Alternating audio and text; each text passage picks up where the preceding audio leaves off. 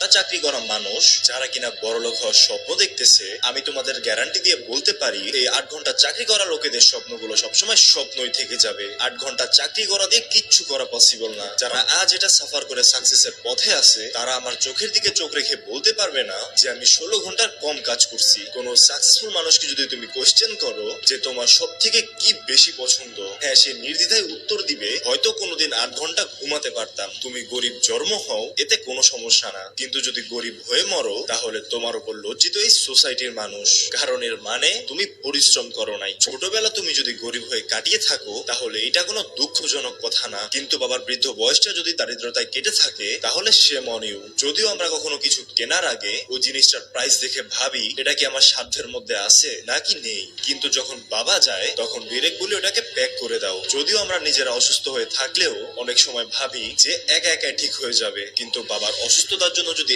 আমেরিকাও যাওয়া লাগে তখন সেকেন্ড টাইম এটা যেন আর ভাবতে হয় না। সো যদি মানুষ হতেই হয়, হ্যাঁ এইরকম মানুষ হও। কিভাবে হবা, কিভাবে কাজ করবা, কিভাবে আর্ন করবা, এইটুকু যদি তোমার নিজের ব্রেনের মধ্যে না থাকে তাহলে এইটাও আমি দেখিয়ে দিচ্ছি। যাও গিয়ে আমার পিন করা ভিডিওটা দেখো এবং অঝোর পরিশ্রম করো যতক্ষণ পর্যন্ত আমার বলা ওই কথাগুলো তুমি বাস্তবায়ন না করতে পারো। হ্যাঁ আমি পারছি, তুমি কেন পারবা না? চেষ্টা তো করে দেখো, তোমার দ্বারাও হবে।